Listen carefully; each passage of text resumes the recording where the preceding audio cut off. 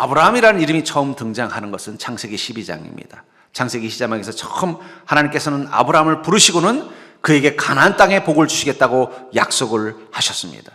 그런데 본문 히브리서 11장에 또 아브라함의 이름이 언급되는데, 이곳에서는 그 창세기 12장에서 하나님이 아브라함을 부르시고 가나안 땅으로 보내셨던 이 사건, 그 가나안에 복을 주셨던 그 사건을 뭐라고 언급하고 있냐면, 아브라함은 갈 바를 알지 못하는 곳으로 갔다라고 표현하고 있다는 것입니다. 왜 같은 하나님이 아브라함을 불러서 가나안으로 이주하게 한 그 사건을 창세기 12장은 하나님이 그 가나안에 복을 주기 위해서 아브라함을 불렀다라고 말하는 것에 포커스를 줬다면, 왜 오늘 본문에서는 아브라함이 그 가나안 땅으로 간 그 사건을 갈 바를, 가는 이게 지금 맞는 건지 정확하게 알 수 없는 그곳으로 가는 길이라고 표현했을까요? 중요한 건, 오늘 본문에서 더욱 중요한 건 그 갈 바를 알지 못하는 곳을 그가 갈 수 있었던 그 방법을 믿음으로라는 단어를 통해서 표현하고 있다는 것입니다. 무슨 말입니까? 아브라함이 가나안 땅을 향해 가는 그 길은 정확하게 알 수 없었지만 그의 믿음이 그를 그것으로 인도했고, 그것을 통해서 그는 가나안 땅의 복을 누리는 인생으로 체인지, 변화됐다는 것을 말하고 있습니다. 여기 갈 바를 알지 못한다, 그것은 바로 불확실함을 말하는 거죠. 우리 시대도 어떻습니까? 불확실성의 시대라고 말합니다. 도대체 세상이 어떻게 돌아가는지 예측을 못하겠어요. 그렇죠? 도대체 어떻게 되는 건지 전혀, 막 상황이 너무너무 급변하니까, 여러분 생각해 보십시오. 3년 전에부터만 해도 이 코로나가 전 세계를 이렇게, 말로만 옛날에 뭐 저 스페인 독감이 막 전 세계에 엄청나게 유행했다고 이야기만 들어봤지, 우리가 그걸 겪을 거라고 아무도 예측을 못했어요. 또 코로나 끝나고 나면 좀 살만할 줄 알았더니 갑자기 러시아랑 우크라이나랑 전쟁이 나가지고 전 세계가 좀 경제적인 위기를 겪고, 인플레이션 때문에 힘들어하고, 또 갑자기 신냉전 시대가 돼서 중국과 미국이 대치하고, 정말 우리 한국은 가운데 껴가지고 갈 바를 모르는 이런 상황 가운데 있다는 거예요. 예측할 수 없는 내일 가운데 있다는 것입니다. 어쩌면 이때에, 어쩌면 이 아브라함의 지혜, 아브라함의 믿음은 지금 우리가 이 시대를 살아가는데 정말 중요한 믿음과 지혜가 아닌가 싶어요. 아브라함은 갈 바를 알지 못했던 그 순간 믿음으로 가나안의 복을 누리게 됐다는 것입니다. 전 그러면서 우리가 우리 인생을 복의 땅으로 만들어가는 이것은 우리가 믿음으로 살아갈 때 가능하다는 것을 알 수 있습니다. 그렇기 때문에 히브리서 11장에서 강조하는 것은 믿음으로 자신의 인생을 가나안으로 만드는 것, 저는 그게 그리스도인의 믿음의 복이라는 것을 이야기하고 있다는 것입니다.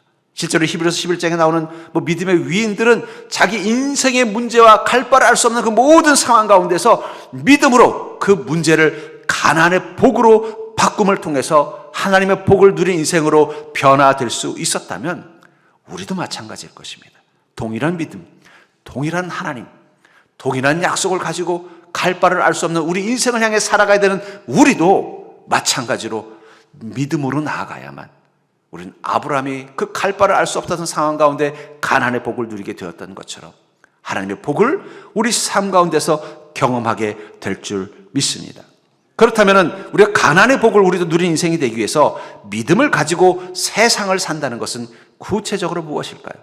아브라함이 그 믿음을 가지고 가나안 땅을 살았던 것이 구체적으로 무엇인지를 통해서 우리가 살아야 되는 우리 인생도 어떻게 하면 가나안의 복을 누리는 세상으로 바꿀 수 있냐는 것입니다. 먼저 우리가 알 수 있는 것은, 우리는 믿음을 가지고 나아갈 때 새로운 세상을 사는 것입니다. 우리가 믿음으로 나간다는 것은 우리는 이제 새로운 세상을 사는 것을 의미한다는 것입니다. 9절을 보면은, 믿음으로 그가 이방의 땅에 있는 것 같이 약속의 땅에 거류하여 동일한 약속을 유업으로 함께 받은 이삭 및 야곱과 더불어 장막에 거하였으니, 믿음으로 그가 갔던 그 이방의 땅은 무엇이라고 말하고 있습니까? 약속의 땅이라고 말하고 있다는 것입니다. 아브라함의 눈에 비친 가나안은 어떤 곳이라는 거예요? 약속의 땅이라는 거예요. 그냥 단순한 가나안 땅이 아니라, 아이고 가나안 땅에 가봤더니 야, 역시 내가 살았던 하란하고는 너무 다르다. 거기는 정말 사방이 막 이 물이 막 넘쳐나고, 또 막 곡식들도 심기만 하면 너무너무 잘 자라고, 그냥 과일도 주렁주렁 열리고, 거기는 44절 날씨도 온화하고 정말 살기 좋은 곳이었으면은 그냥 그거 자체로도 축복이겠죠. 근데 가나안이 그런 곳이었나요? 아브라함도 가자마자 얼마 안 있어서 기근을 만나서 어떻게 됐어요? 애굽으로 또 피난을 갔잖아요. 어쩌면 마음속으로 그랬을지도 모릅니다. 아니 하나님께서 가라고 해서 오긴 왔는데, 이곳이 복이 있다고 해서 오긴 왔는데, 내가 전에 살던 하란 땅보다 그렇게 특별히 더 나을 것도 없는데 왜 이곳을 복된 땅이라고 하시지? 이런 마음도 들 수 있다는 것입니다. 그럼에도 불구하고 아브라함이 그곳에 머물면서 계속 주님과 함께 동행할 수 있었던 것은 거기 무엇이 있었기 때문에, 그것을 하나님 어디라고 말씀하셨기 때문이에요? 약속의 땅이라고 말씀하셨기 때문에, 하나님의 약속이 임하는 곳이라는 거예요. 여러분들, 우리가 머문 이곳은 마치 아브라함이 가나안 땅에 머문 것처럼 하나님의 약속이 있는 약속의 땅이라는 사실을 기억하시기 바랍니다. 그 다음에 약속의 땅이라는 게 뭘까요? 창세기 29장 18절부터 20절에 보면은 야곱이 이 에서와의 갈등 때문에 이 하란 땅으로 피난을 갑니다. 가서 거기 라반, 외삼촌 라반 집에서 이제 양을 키우면서 농장 일을 하면서 이제 살게 된 거예요. 근데 거기 가봤더니 그 둘째 딸이 라헬이 너무 이쁜 거예요. 그래서 난 그녀를 마음에 두고 있었는데, 마침 또 이 야곱이 열심히 일을 하니까 소문이 난 거예요. 동네 다른 농장에서도 그 라반 집에 있는 그 야곱이라는 이 일꾼이 일을 너무 잘하더라. 그럼 아마 어쩌면 다른 옆에 농장주가 와서 또 스카우트 제의를 했을 거야. 너 잘 몰라서 그렇지, 그 라반이라는 사람은 아주 인색한 사람이다. 너도 몇 년 같이 있어봤으니까 알 거 아니야. 월급도 제대로 안 주고, 또 네가 잘했어도 별로 더 일만 많이 시키고, 괜히 직원 한 명 더 써야 되는데 이 핑계 저 핑계 대고 너 혼자만 다 일 시키잖아. 우리 농장으로 와. 내가 그러면 양 10마리 나오면 5마리 넣어줄게. 뭐 이런 스카우트 제의가 들어왔을 거예요. 이 얘기를 라반이 들었어요. 이 야곱이 있으니까 농사도 잘 짓고 양도 잘 되고 이 녀석이 복덩인 것 같은데, 이 월급을 더 올려주기는 아깝고 어떻게 할까 보니까 이 녀석이 눈빛이 자꾸 누구를 쳐다봐요? 양 키우면서도 슬쩍슬쩍 자기 둘째 딸을 보더라는 거예요. 그래서 불러서 그런 거예요. 야, 우리 딸 라헬을 시집을 보내야 되는데 네가 7년만 우리 농장에서 열심히 무보수로 일해주면 내가 우리 딸 줄게. 그 말을 듣더니 야곱이 그렇지 않아도 고민하고 있었어요. 옆에 그 농장, 박사장님 농장에서는 2배로 준다 그러는데, 또 편하게 해준다는데, 가야 되나 말아야 되나 고민하고 있었는데, 이 인색한 농장주인 라반이 뭘 말하는 거예요? 자기가 그렇게 연모하는 라헬을 아내로 준다고 하니까 그 다음에 눈이 번쩍 떠졌습니다. 그 장면을 이렇게 표현하고 있어요. 야곱이 라헬을 더 사랑함으로 대답하되 내가 외삼촌의 작은 딸 라헬을 위하여 외삼촌에게 7년을 섬기리이다. 라반이 이르되 그를 내게 주는 것이 타인에게 주는 것보다 나으니 나와 함께 있으라. 야곱이 라헬을 위하여 7년 동안 라반을 섬겼으나 그를 사랑하는 까닭에 7년을 며칠같이 여겼더라.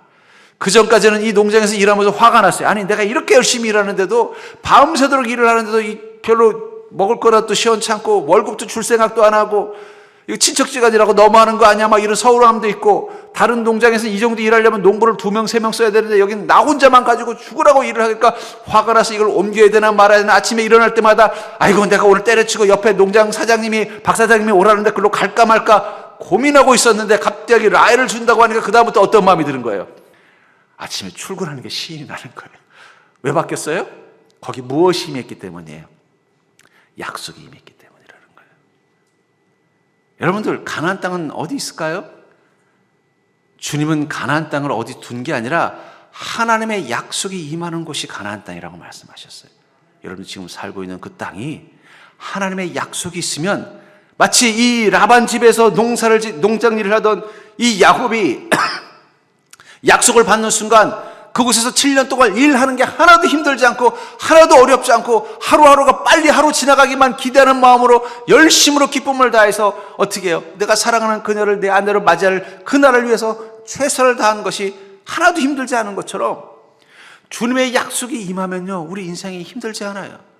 물론 몸은 힘들죠. 하지만 마음이 기쁜 거예요. 막 신이 나는 거예요. 하나님의 약속이 이루어지니까요. 아브라함도 마찬가지입니다. 거기 기근도 있고, 거기 가나안 거민들과 갈등도 있고, 생각보다 그렇게 풍성해서 모든 게 다 쉽게 풀리는 땅도 아니었을 것입니다. 그 안에도 보니까 또 여러 가지 갈등도 있고, 그럼에도 불구하고 아브라함은 그곳에서 하루하루 살아가는 게 설렜을 거예요. 왜 그렇습니까? 하나님의 약속이 있었기 때문이에요.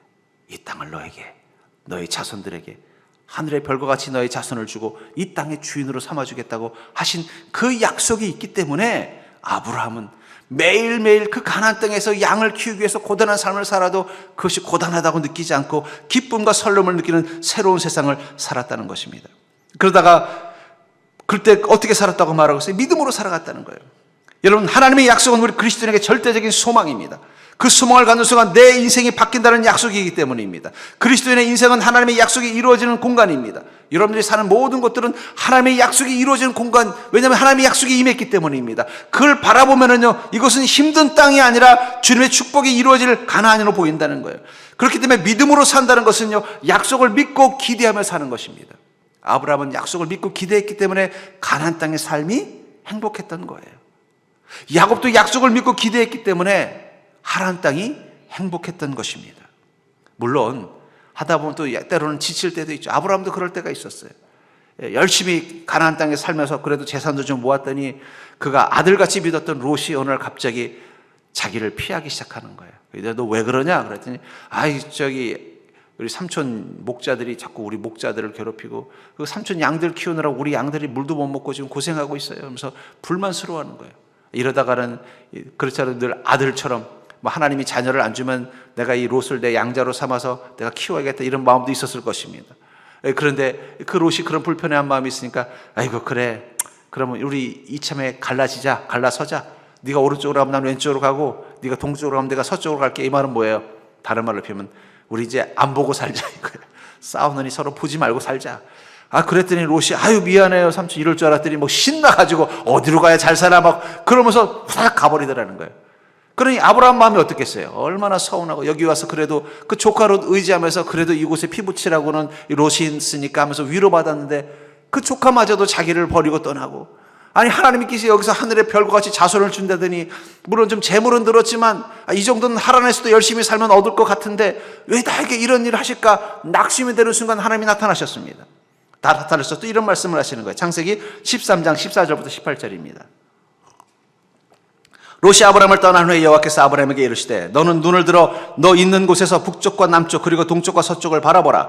보이는 땅을 내가 너와 내 자손에게 주리니 영원히 이르리라. 내가 내 자손이 땅에 티끌 같게 하리니 사람이 땅에 티끌을 능히 셀 수 없을진데 내 자손도 세리라. 너는 일어나 그 땅을 종과 횡으로 두루 다녀보라. 내가 그것을 내게 주리라. 이 아브라함이 장막을 옮겨 헤브론에 있는 마므레 상수리 숲으로 이르러 거주하며 거기서 여호와를 위하여 제단을 쌓았더라. 낙심이 돼서 롯은 떠나가고 낙심이 돼서 하나님 내가 그동안 오랫동안 이 가나안 땅에 머물면서 하나님이 약속 믿고 살았는데 이게 뭡니까 했더니 갑자기 하나님 나타나셔서 뭐라고 말하는 거예요? 아브라함 눈을 들어서 동서남북을 봐. 봤더니 뭐라고 말씀하세요? 이거 다 네 거야. 하나님이 다시 약속을 상기시켰다는 거예요. 너 지금 조카 롯 하나밖에 없는 유일한 피부치가 떠났다고 낙심하지 마라. 저 눈을 들어 저 하늘을 봐라. 이 땅을 봐라. 이 먼지 바람이 있는 이 땅을 봐라. 이 티끌만큼 너의 후손들을 주겠다. 다시 하나님이 약속을 생기셨다는 거예요. 너는 일어나 그 땅을 종과 횡으로 두루 다녀보라. 너 앞으로 양을 치면서 여기저기 양을 치면서 다녀보라는 거예요. 그때마다 네 마음속으로 기억해라. 그 땅 내가 너에게 준다는 것을. 그때부터 다시 한번 아브라함은 어떻게 됐어요? 낙심을 이겨내고 갈 때마다 오늘은 여기 이 마므레 상수리 나무 밑에서 양을 좀 키우자. 그러면 하나님이 이 땅 주신다고 하셨지. 이번에는 우리 브엘세바에 가서 양을 좀 키우자. 그러면 브엘세바에 가서도 또 하나님은 이 땅을 나에게 주신다고 하셨지. 그 약속을 상기하면서 다시 한번 기쁨과 설렘을 가지고 살았다는 것입니다. 여러분들 우리도 아브라함처럼 낙심할 때가 있어요. 그러나 그때마다 우리를 다시 일어나게 하는 것은 하나님의 약속에 대한 믿음입니다. 하나님이 분명히 여러분들에게 약속하셨다면 하나님은 반드시 그 약속을 이루실 줄 믿습니다.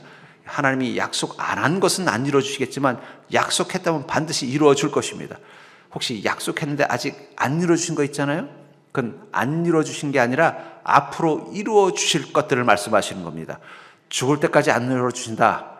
그럼 죽기 전에 저한테 얘기하십시오. 제가 하나님한테 상소라도 올리겠습니다. 아니 어떻게 된 겁니까? 이분 하나님 약속하셨으면 들어주셔야지. 이제 곧 내일 모레 돌아가실 것 같은데 왜 여태까지 약속을 안 들으셨습니까? 하나님 반드시 약속한 거 지키십니다. 여러분 하루하루 살아갈 때 어떤 마음이에요? 하나님 이건 나에게 주시겠다고 하셨지. 우리 가정을 주님이 약속하셨지. 일터를 주님이 약속하셨지. 내 인생을 주님이 약속하셨지. 낙심이 될 때 우리는 믿음의 눈을 들어서 하나님의 약속을 떠올리시기 바랍니다. 아브라함도 낙심될 때 있었다는 걸 기억하시고 가나안 땅에 있으면서도 낙심될 때 있었다는 걸 기억하시고 그 속에서 우리가 믿음으로 일어선다는 것은 다시 한번 주님의 약속을 기억하고 그 약속이 내 마음 가운데 소망이 되고 그 소망을 가지고 내 인생을 바라보니까 마치 야곱이 7년이 하루처럼 느껴지는 것처럼 내 삶이 하루하루 설레이는 그 기쁨을 회복하게 될 줄 믿습니다. 두 번째로 우리가 가나안의 복을 위해서 믿음을 가지고 세상을 산다는 것은 무엇일까요? 그것은 지금부터 우리는 다른 세상을 사는 것입니다. 주님의 약속이 임했고 그것을 믿음으로 받아들이고 나아가게 될 때 우리는 다른 세상을 살게 된다는 것입니다. 본문 10절을 보면 그가 하나님이 계획하시고 지으실 터가 있는 성을 바랐습니다 하면서 그가 가나안 땅에서 바랐던 것을 어떤 곳이라고 말하고 있습니까? 하나님이 계획하신 곳, 하나님이 지으시는 곳, 하나님이 성주이신 곳을 기대했다고 말하고 있습니다. 그러나 가나안 상황은 어떤 곳이에요? 이미 그곳에는 거민들이 살고 있었어요. 심지어는 소돔성과 같이 크고 화려하고 웅장한 성이 있었습니다. 소돔성이 아주 활락가였다는 것은 뭘 의미할까요? 여러분, 원래 대도시일수록 활락가인 거예요. 그만큼 물자가 풍부하고 풍요롭고 정말 뭔가 첨단화된 도시였다는 거예요. 그만큼 그 가나안 땅은요 이미 많은 사람들이 충분히 화려하게 살고 있는 땅이었다는 거예요. 거기에 들어갔다는 것입니다. 근데 그곳에 이미 가나안 사람들이 계획하고 가나안 사람들이 터를 잡고 가나안 사람들이 쌓았던 성들이 질비한 이 가나안 땅으로 가면서 아브라함은 어떤 마음이었다는 가 내가 가야 되는 곳은 하나님이 계획하신 곳, 하나님이 지으실 곳, 하나님이 주인이신 성을 기대하면서 갔다고 말하고 있습니다. 아브라함이 기대한 것은 하나님의 계획과 하나님의 건설과 하나님의 성입니다. 여러분, 우리 그리스도인이 이 땅 가운데서 기대하는 것은요 어떤 곳이에요? 하나님이 계획하신 곳, 하나님이 역사하시는 곳, 하나님이 주인이신 곳을 기대하면서 이곳에 있는 것입니다. 같은 가나안 땅에 있었지만 롯은 달랐어요. 롯은요 하나님이 계획하신 곳, 하나님이 지으신 곳, 하나님이 주인이신 성에 있기를 원하지 않았습니다. 처음엔 기다렸을지 모르지만 조금 있다가 안 기다려도 안 오니까 어떻게 안 되겠네. 가나안 사람들이 계획하고 가나안 사람들이 터를 잡고 가나안 사람이 성주인 소돔성 들어가자 하고 들어가 버렸다는 거예요. 근데 왜 아브라함은 안 들어갔을까요? 왜 여전히 이 들녘에다가 텐트를 치고 살았을까요? 물론 양을 키우고 이동하고 방목하기에 유리한 것도 있지만 아브라함 스스로 다짐한 게 있습니다.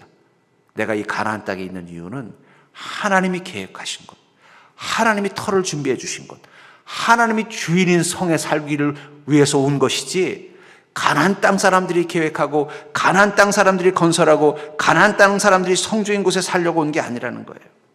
여러분, 그리스도인은 이곳에 있지만 그러나 우리는 하나님이 계획하시고 하나님이 건설하시고 하나님이 주인인 땅에서 살기 위해서 이곳에 있다는 사실을 기억하시기 바랍니다.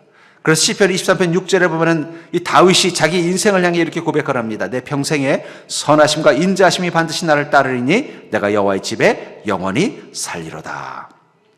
결국 내 인생에 선하심과 인자하심, 누구의 선하심과 인자하심이에요? 하나님의 선하심과 인자하심. 자기 인생 가운데 역사하신 하나님, 그분은 선하심과 인자하심이 내 인생 가운데 함께 하셨다는 거예요. 그 얘기는 무슨 얘기입니까? 다윗이 살았던 그 인생 어디에 있었다는 거예요? 하나님이 계획하시고 하나님께서 건설 중이시고 하나님이 주인인 성에 사는 인생이었다는 거예요. 그곳에서 내가 여호와의 집에 영원히 살리로다. 결국 다윗이 말하는 그 여호와의 집은 성전을 말하는 게 아니라 자신의 인생, 내 인생의 주인이 하나님이요 하나님의 집인 곳에 살기를 원한다는 것입니다. 우리 평택에는 캠프 험플이라는 미군 부대가 있습니다. 전 들어가 보지는 못했습니다만 들어갔다 온 분 얘기 들어보니까 한마디로 거긴 딴 세상 같다. 그래서 저는 얼핏 이해하는 게 제가 서울의 그 이태원의 미팔군 부대에 한번 초청을 받아서 들어간 적이 있어요. 거기 가서 뭐 피자도 먹고 스테이크도 먹으면서 들어가 보고 느낀 게 뭐냐면 서울인데 그 안은 어디 미국 텍사스나 미국이 어디 온 것 같은 느낌이 드는 거예요. 건물도 그렇고 사람도 그렇고 냄새도 그렇고 음식도 그렇고 피자하고 맛이 좀 달라요. 왜 서울 안에 있는데, 왜 평택 안에 있는데 거긴 왜 다르죠? 거긴 누가 계획한 거예요? 그건 대한민국 정부가 계획한 게 아니라 미국 국방부가 계획한 거예요. 그렇죠? 물론 땅은 빌려줬지만 이제 그 터는 누구의 거예요? 그건 우리 땅이 아닙니다. 여러분들, 거기는 우리 땅이 아닙니다.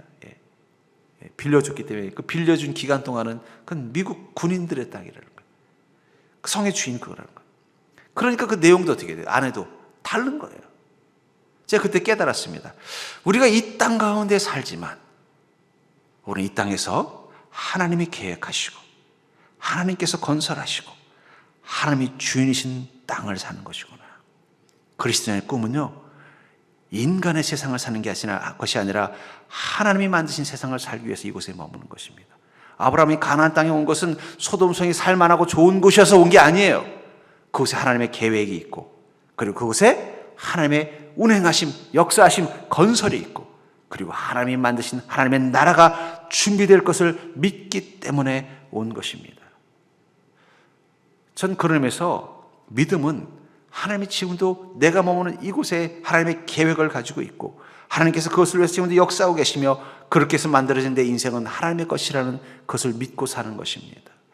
전 그런 의미에서 우리는 절대로 우리는 평택에 사는 것이 아니라 평택에 거주하는 것이다.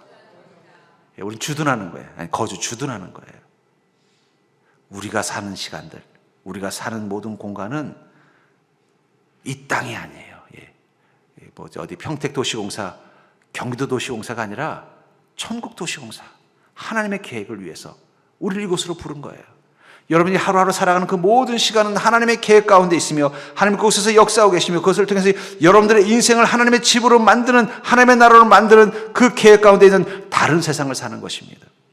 같은 가나안 땅에 있었지만 아브라함이 경험한 세상과 가나안 거민이 경험한 세상은 다를 수밖에 없다는 것입니다. 그렇다면 그 믿음으로 우리가 사는 이 땅을 바라본다면, 이곳에서 하나님의 나라가 만들어질 것을 바라보고 하나님의 계획과 하나님의 그 건설하심을 바라보는 믿음의 눈이 있다면, 우리는 지금 우리가 사는 세상을 다르게 살 수밖에 없을 것입니다. 믿음을 가지고 세상을 산다는 것은 세상과는 다르게 세상을 사는 것을 의미하는 것일 것입니다.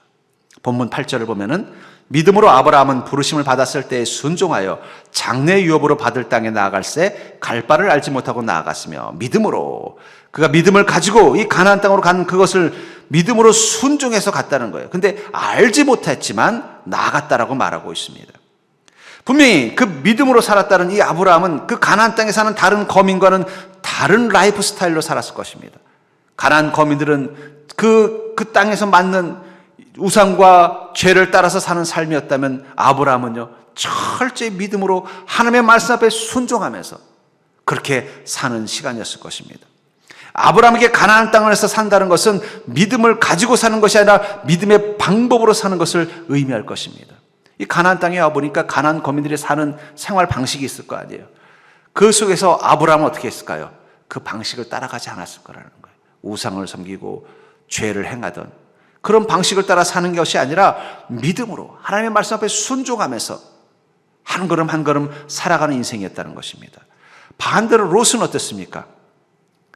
반대로 롯은 서서히 그 가나안 거민의 그 라이프 스타일, 삶의 방식을 따라가기 시작했다는 거예요. 따라가다 보니까 어디까지 들어갔어요? 소돔성 안까지 들어간 거예요. 거기서 갈등하고 번민할 때 하나님께서 소돔성을 심판했던 것입니다. 전 그러면서 우리는 그냥 믿음만 가지고서는 이 땅에서 하나님의 나라를 살 수가 없습니다. 믿음으로 살아야 돼요. 믿음의 방법으로 살아야 돼요. 믿음만 가지고는 롯처럼 서서히 우리 자신이 이 소돔성 안으로 끌려 들어가는, 이 세상의 죄와 욕망과 어리석음에 끌려가는 걸 느끼게 될 것입니다. 그럴수록 어떻게 해야 돼요? 믿음으로 나가야 된다는 거예요. 여기 믿음으로 나간다는 건, 믿음으로 산다는 것은 보니까 믿음으로 나갈 때 이 아브라함이 어땠다고 말하고 있습니까? 갈 바를 알지 못했다. 왜 갈 바를 알지 못했을까? 하나님께서 이왕 믿음으로 그를 가나안 땅으로 부르면요, 하나님께서 좀 이 프레젠테이션 해주시면 얼마나 좋겠어요. 아브라함아, 내가 너를 이 하란 땅에서 가나안 땅으로 보낼 때 내가 이렇게 너의 인생 가운데 계획을 가지고 있다 좀 쫙 보여주시고, 또 앞으로 머물 땅에 대한 등기부등본도 좀 떼서 보여주시고, 필요하면 계약서도 좀 보여주시고, 하나님 어떤 플랜을 가지고 있는 연도별로 쫙 보여주면은 얼마나 편안하게 마음의 여유를 가지고 또 아내 사라도 좀 설득도 편하게 쉽게 해서 갈 수 있었겠어요. 근데 아무것도 안 해주고 뭐라고 말한 거예요? 내가 너 복 줄 테니까 가나안 땅 가라. 그 순간 아브라함은 어떻게 했다고 했어요? 갈 바를 알지 못한다. 왜 갈 바를 알지 못하는데 갈 수 있었을까요? 저는 이 갈 바를 알지 못한다는 말은 모른다는 뜻보다도 중요하지 않게 생각했다는 뜻으로 이해됩니다. 아브라함은 생각보다 신중한 사람이에요. 근데 갈 바를 알지 못하는데도 왜 갔을까요? 믿음으로 갔느냐?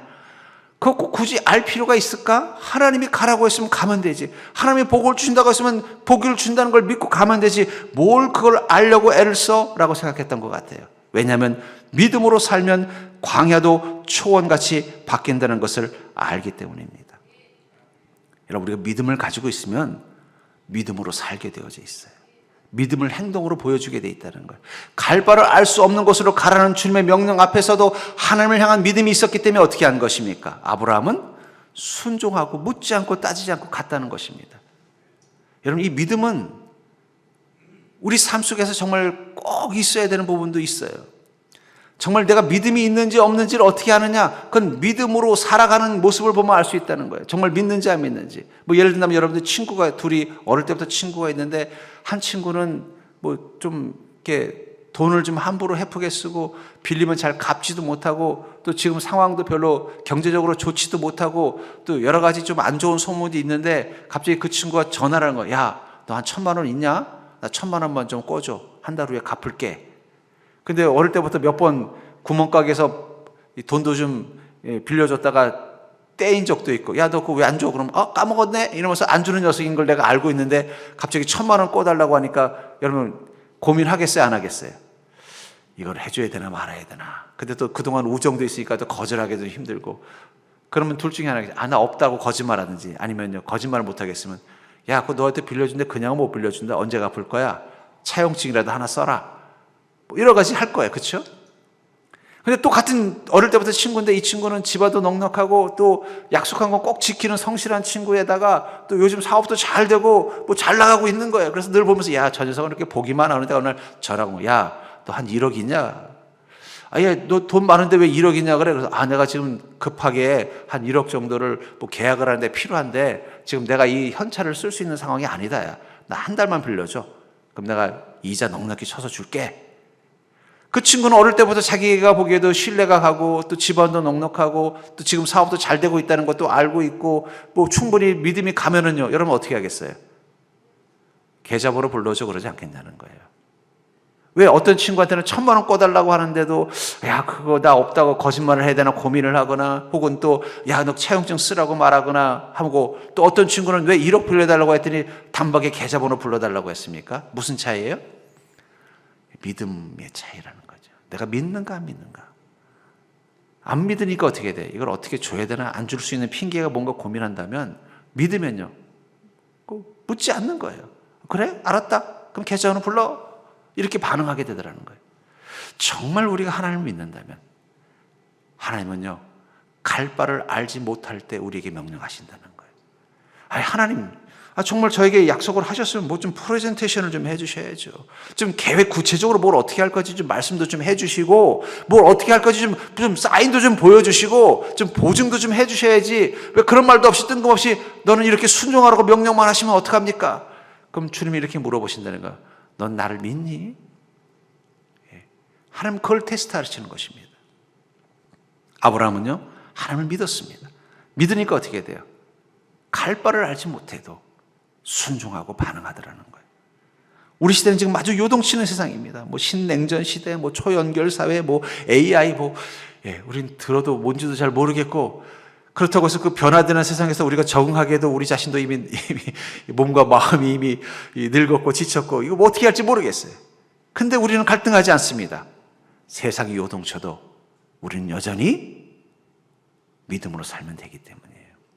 왜 아브라함이 갈 바를 알지 못하는데도 순종하면서 갔습니까? 그에게는 오직 한 가지 확실한 믿음이 있기 때문이에요. 주님이 가라고 말씀하셨다면 그것은 복된 것일 것이다. 주님이 약속하셨다면 그 일은 반드시 이루어질 것이다. 그곳에 가면 나를 부자 되게 만들어주시고, 그곳에 가면 내 자손을 하늘의 별같이 만들겠다고 하셨다면 그 일을 주님 반드시 이룰 것이다. 그곳이 어떤 상황인지 그거 중요하지 않다는 거예요. 야, 너 가면 내가 부자 만들어주고 너 자녀들을 하늘의 별처럼 주겠다. 근데 지금 가나안 땅의 상황이 이래서 내가 소돔성도 멸망시킬 거고, 다음 내후년쯤에는 기근도 올 거고, 경제적인 문제도 있을 것이고, 또 거기서는 막 나라들이 서로 갈려서 전쟁도 치를 거야. 이런 얘기 안 하신다는 거예요. 그냥 가라, 내가 너 복 줄게. 그런데도 어떻게 했다는 거예요? 아브라함은 갔다는 거예요. 왜냐하면 그게 믿음이기 때문입니다. 세상이 어떻게 요동치더라도 내가 믿음을 가지고 나아간다면 하나님의 약속은 반드시 이루어질 것이며 하나님의 계획은 반드시 성취될 거라는 것을 확신하는 믿음이 있었기 때문입니다. 그러니까 여러분들 너무 걱정하지 마세요. 세상이 요동친다고 너무 걱정할 필요 없어요. 우리는 여전히 우리의 선배들처럼 그냥 믿음으로 가면 돼요. 근데 중요한 건 믿음으로 가야지 믿음만 가지고 있으면 롯처럼 돼요. 그냥 믿음만 가지고 있으면요, 자꾸 롯처럼 야, 이거 세상이 요동치는데 내가 이렇게 살아도 되나? 나도 소돔성 들어가서 그 중에 한 명으로 편입이 돼서 살아야 되는 거 아닌가? 갈등하면서 서서히 우리를 어디로 가져가는 거예요? 그 세상의 방식으로, 세상의 그 공간으로 들어가서 결국 심판이 더 앞당겨지는 인생을 갈 수밖에 없다는 거예요. 근데 그곳에서 흔들리지 않고 아브라함처럼 나는 어떤 때이든 갈 바를 알지 못할지라도 오직 믿음으로 나아가겠다. 저는 그러면서 오직 믿음으로 나간다는 것, 그 순종한다는 것은 바로 믿음의 생활 방식으로 살겠다는 것을 뜻하는 것입니다. 여러분들, 세상이 요동칠수록 우린 믿음만 가지고는 안 돼요. 믿음으로 살아야 돼요. 믿음으로 살아야만 우린 요동치는 이 세상 가운데서도 하나님의 계획과 하나님의 역사하심과 그리고 하나님의 나라를 경험할 수 있다는 것입니다. 최근에 지난주에 눈수에 보니까 용인에 또 삼성 또 반도체 엄청난 단지를 만든다는 기사를 보고 그걸 보는 순간 제가 그곳이 어딘지 단박에 알았어요. 왜냐하면 저희 지방의 목사님이 그 남사읍에 개척을 하셨거든요. 그래서 몇 번 가봤습니다. 가면서 느낀 건데 뭐냐면 용인이지만 평택이랑 붙어 있더라고요. 진이랑 바로 붙어 있어요. 거기에 엄청난 반도체 공단이 들어선다는 얘기를 듣고 그 순간 야, 이거 평택이 더 변하겠구나. 지금도 사방이 막 공사 중으로 난리인데 앞으로 더 심해. 이제는 이제 거기 브레인시티를 넘어서 이제는 그 진이까지 또 난리를 치겠구나. 그런 생각을 하다가 문득 제가 이 주변을 보니까 온통 지금 평택에 공사 중인데 10년 전 생각을 해봐요. 10년 전만 해도 안 그랬습니다. 예. 제가 송탄 인터체인지 서울에 갔다 내려오면요, 송탄 인터체인지에서 저를 제일 먼저 반겨주는 게 소똥 냄새였어요. 소똥 냄새 나면은 아이고 평택 왔구나. 예. 그리고 신방 가면은요, 저 갈평으로 해서 예, 가면서 야, 내가 농촌 목회 왔구나. 근데 갑자기 10년 동안 완전히 딴 세상이 돼서 막 공사 중이 된 거예요. 근데 더 심해진다는 거예요. 아유, 이게 온통 공사 중이구나 하다 문득 그 생각이 들었어요. 근데 중요한 건 이 땅만 공사 중인 게 아니라 지난 10년간 내 인생도 대공사를 했더라고요. 지난 10년간 내 인생도 너무 많이 바뀐 걸 느꼈습니다. 내 영성이 바뀌고 내 인생이 바뀌고 내 삶이 바뀐 걸 느꼈어요. 너무 많이 바뀐 걸 느꼈어요. 그러면서 내 안에 감사가 왔습니다. 왜냐하면 나의 인생을 바꾼 거는요, 하나님이십니다. 여기 평택 땅은 어디 평택도시공사, 경기도도시공사가 고쳐나가고 공사 중이지만 제 인생의 공사 중은 천국도시공사에서 하나님의 계획을 따라서 하나님이 보내신 천사들과 인부들을 통해서 내 인생을 바꿔나가고 있었다는 걸 느꼈어요. 그리고 앞으로도 주님은 내 인생 가운데 더 큰 공사를 계획하고 있다는 사실을 깨달으니까 막 기대가 되는 거예요. 하나님이 내 인생을 또 어떻게 바꿔나갈까? 어떤 새로운 세상, 어떤 다른 세상, 그 인생을 만드실까? 저만 그럴까요? 여러분들도 공사 중입니다. 대공사 중이라는 거예요. 누가 공사하는 거라고요? 천국도시공사. 하나님의 나라를 세우기 위해서 하나님 여러분들의 인생을 향해 움직이고 계십니다. 더 큰 공사를 준비하고 계십니다. 그럼 그 속에서 우리는 무엇만 하면 되는 거예요? 믿음으로. 여러분, 믿음으로라는 것은 우리 인생을 새롭게 만드는 공법입니다. 믿음 공법으로 우리 인생을 바꿀 거라는 거예요. 전 여러분들이 그 확신을 가지고 있다면 두려울 것이 어디 있습니까? 하나님께서 어차피 우리 인생을 새롭게 만드실 것인데, 하나님께서 지금 우리 인생을 새롭게 하시는 대공사 중임을 여러분들 깨닫고 날마다 믿음으로, 믿음 공법으로 살아가십시오. 그리고 여러분들 그 끝에 하나님의 약속이 이루어진 멋진 하나님의 나라, 여호와의 집이 된 여러분들의 인생을 기대하고 설레이는 마음으로 기대하면서 마치 라헬에게 장가갈 그날을 사모하며 7년을 하루같이 신나게 살았던 야곱과 같은 모습으로 여러분들의 삶을 살아가는 자가 될 수 있기를 주의 이름으로 간절히 축원합니다.